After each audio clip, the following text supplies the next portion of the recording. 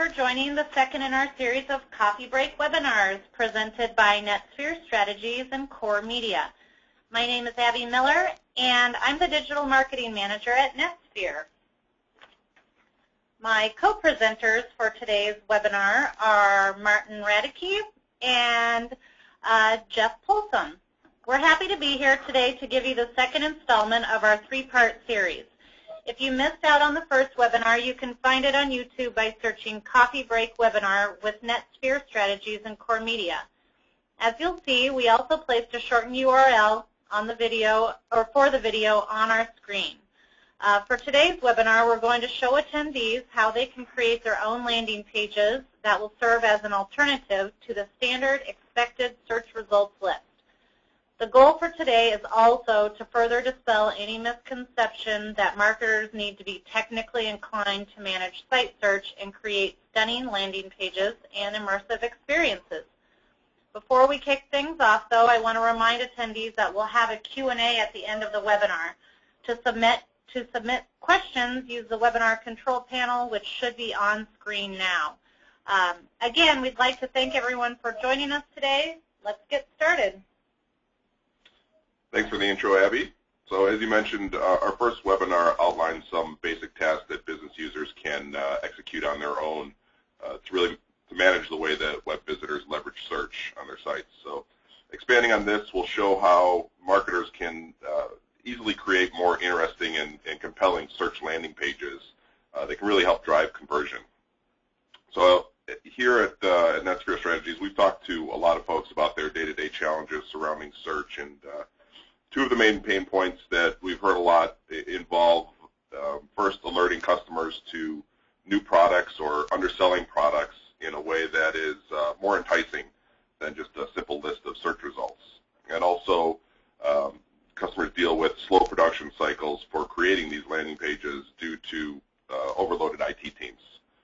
So today we'll show how CoreMedia LiveContext can help solve these issues. We'll see how a marketer can leverage LiveContext to create landing pages associated with search terms to promote products in a way that really promotes the brand and increases conversions. So to entice a shopper on your site, to allow them to really engage more deeply with your products, curated landing pages can be an incredibly effective strategy. So, you know, if we're to compare landing pages to standard search results, the differences are night and day. Think of it like a boutique shopping versus shopping in a huge department store.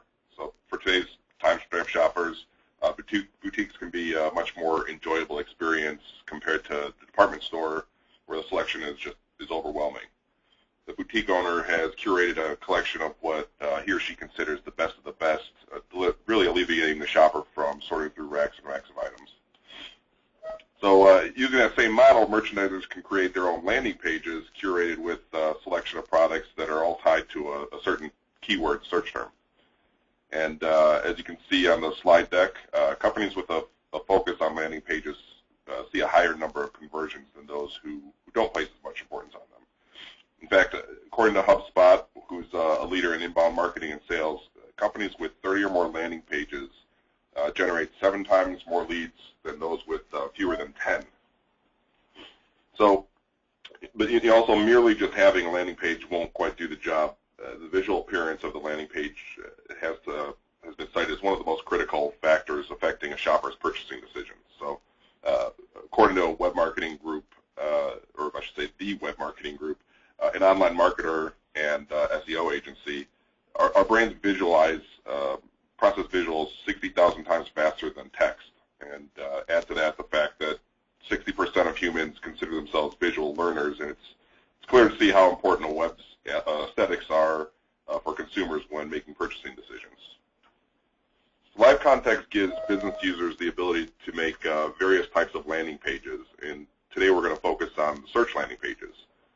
These search landing pages can leverage Solar, the site search tool that I'm sure you're all familiar with, that comes bundled with WebSphere Commerce. We also introduced that in our first webinar. You'll see that Solar isn't just for queries, it can really drive merchandising too. So to get started creating landing pages, I'm going to pass the controls over to Martin, who is going to demo the tight integration between CoreMedia and IBM, which really allows business users to assign certain search topics to CoreMedia LiveContext for creating dedicated landing pages. Thanks, Jeff. So I want to carry on with our theme of giving more control to business users, and I also want us to see how LiveContext makes life easier for marketers and merchandisers. So for that, we are back in our demo. What we're going to do today is to set up a search landing page, and that basically requires to do two steps. But before I do it, I want to show how a normal search works one more time. So I'm going into the Aurora store, and I'm type evening dresses. So this is the kind of search we want to focus on today. If I search for evening dresses as in the default configuration of the Aurora store, I just get a standardized search result page. I get tons of dresses, racks and racks of dresses, a little bit overwhelming. To be honest, I get the usual facets, so I can narrow down my search, but it's not particularly inspiring. And as Jeff mentioned, it might be, in fact, overwhelming. So we want to create something special. Let's just assume for a moment that we want to create a special campaign around evening dresses. There's a special sale going on, and for that we want to create a custom search landing page with rich media content on it. How are we going to do that? Well, first of all, we have to visit the IBM Management Center, and the easiest way to do that is just from right within Studio. I don't have to switch or to leave that Studio interface. I can just go into the apps, and I can just go to the Website Commerce Management Center. From there, I pull up the Commerce Composer panel, and that is basically the tool which allows to set certain page layouts for the overall commerce store. And the one I want to focus on here is the search landing page layout, which has already been created. I just want to show briefly on how that works. So the layout basically is very simple. It basically is one large slot, and that slot is assigned to CoreMedia. So that means that using the CoreMedia Studio, marketers can now fill that slot, basically the entire landing page, with content just using Studio. What I also need to do is I have to activate that layout for a certain search term, and I wanted to focus on the search term evening dresses, and so I have to note down those search terms right here. So I enter evening dresses and hit save, and that should be enough to when somebody is searching for evening dresses, this layout should be displayed, pulling in content from the CoreMedia LiveContext system. So let's try it out. I go back to my integrated preview in LiveContext Studio, and I'm redoing the same search for the same keywords as I did before. And the same search now returns something entirely different. In fact, the user is directed to a search landing page, which already has some rich media content on it. So we see a couple of products here, some candlelights, and as well as a dress. And there's also a video on there and some other content. So now what I want to do, I want to build out that search landing page around video dresses, about evening dresses. I want to provide even more rich media content on it. And I use CoreMedia LiveContext for that to do so. First thing I want to do is I want to work on these elements that you already see here on this page. They look already pretty good, but I want to see what other options do I have in terms of layout. And that's another good thing about CoreMedia LiveContext. It puts control into marketer's hands to change layouts of in either the entire page or a certain container. Just as in this case, I have here a container with a couple of items in it. And I'm going to open up my quick edit dialog, and I see this box right here. I can now select without any coding, without the need to go through IT, I can select from predefined views for this very content. So, for example, if I select slideshow, it's just one click, and all the elements in that list are now transformed into a slideshow and can now cycle through the individual elements, as you can see. But I can also there are more choices down the list. So I'm going to select, for example, one of those tile views, similar to the one I had in the beginning, but this one has a centered spot right here, which I want to work on now. And this, I think, is a very good view. As I can see, I have now this center teaser here, which is now being used by this teaser, which is pretty much a promotion that points the user to a category. Now, what I want to do is I want to actually make better use of my real estate, because I want to promote the dress right here.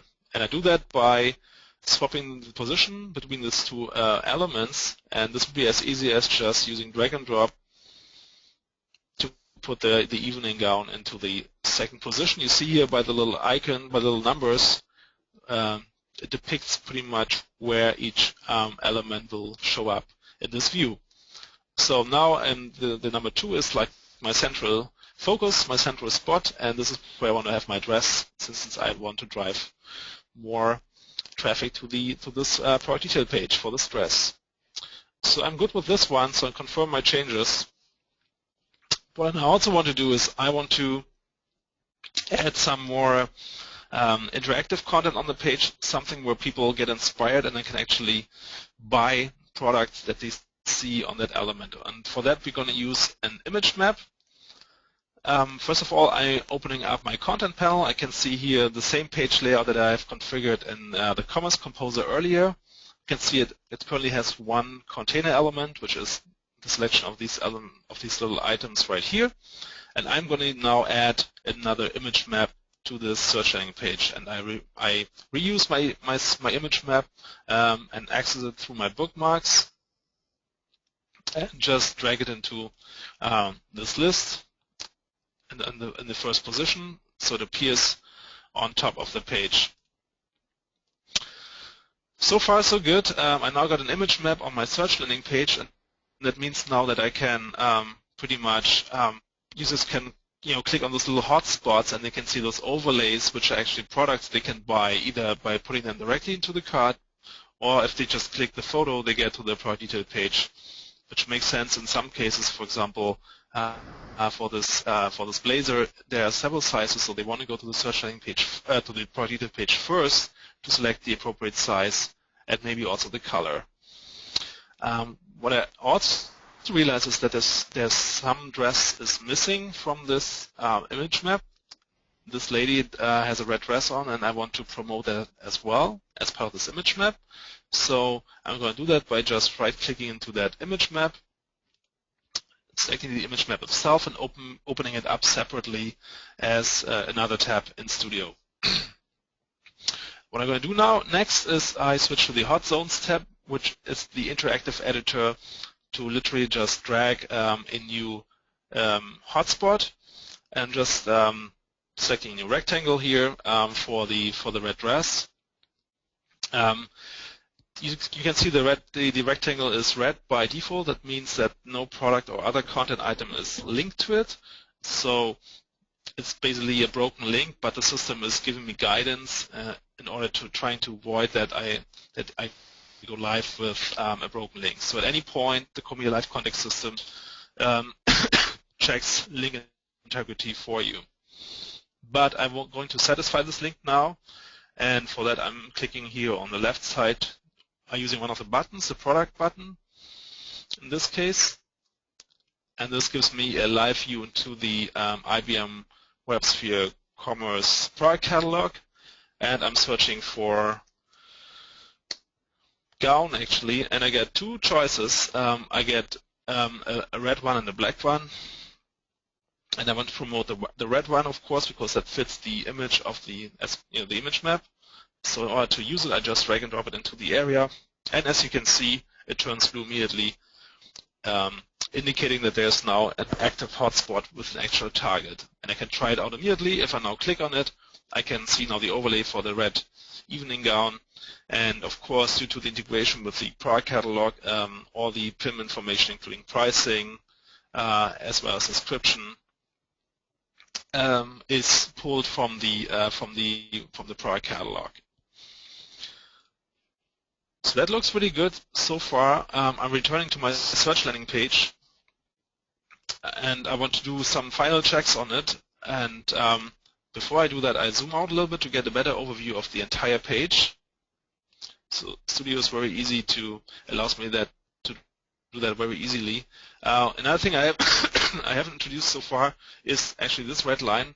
This is indicating the page fold, and this becomes quite handy when we want to test it out across different devices.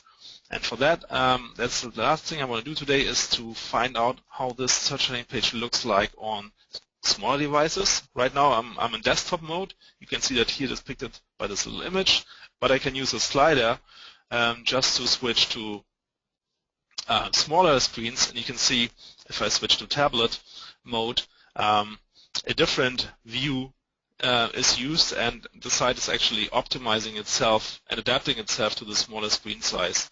You also notice that the overlays are not overlays anymore, not pop-ups. They are now rendered just below the actual image, and you also see that the page fold is just indicating that you would only see the image map so far, but nothing else without scrolling down. And of course, I can go much smaller than that. I can go all the way down to a mobile site.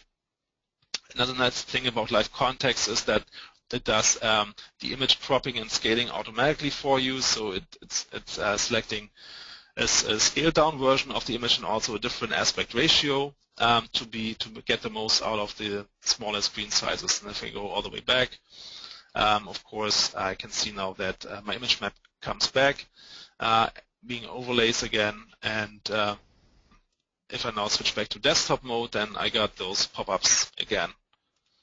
So it's a combination of responsive web design and adaptiveness that makes this page perform really well across all different devices. Thank you, Martin. So let's recap. Today we saw that when customers search your online store, curated landing pages can be created by business users really with no background in HTML. And also we saw that an image map can be easily defined, and it's a great way to showcase content and commerce. And then finally there was the tight integration between IBM and CoreMedia, which offers a user-friendly way for business users to really take control of how the search functions on their website. So clearly there's a lot that a business user can leverage to enhance their customer shopping experiences. So much so, in fact, that we're going to leave a few things to our next webinar, where we're going to discuss how WebSphere Commerce can increase a web page discoverability, as well as the power of microsites, and really how business users can further market products and manage online campaigns. So it looks like that wraps up today's webinar, which means that we'll now answer some of the questions that came up along the way. Actually, let's start with one of the first questions that we received, which reads, can business users set up filtered search results by color, price, size, etc.? Oh, that's a great question. And actually, just goes to show you how much of solar can be handled by business users. I'm going to toss this one over to Martin or Jeff to have one of them go through the steps. I'll buzz in here. So I was actually we were just talking to a client about this, about how business users can mostly define, manage the filters in the search. So for WebSphere Commerce users, filters are actually referred to as facets in Management Center, which is where business users can manage all this. And when business users are logged on to the Management Center, they can pull up a list of all the product attributes, and to make an attribute appear as a filtered option in the search bar, or I guess that's on the sidebar, all the business user really needs to do is just to check. There's like a checkbox that they just need to check, and for each desired attribute. So actually pretty simple. I didn't do a great job of explaining it, but I'd be happy to go over it in greater detail, and our developers can also talk to it. So if anyone has any more questions about it, just let me know. Cool. That sounds like a great idea, Jeff.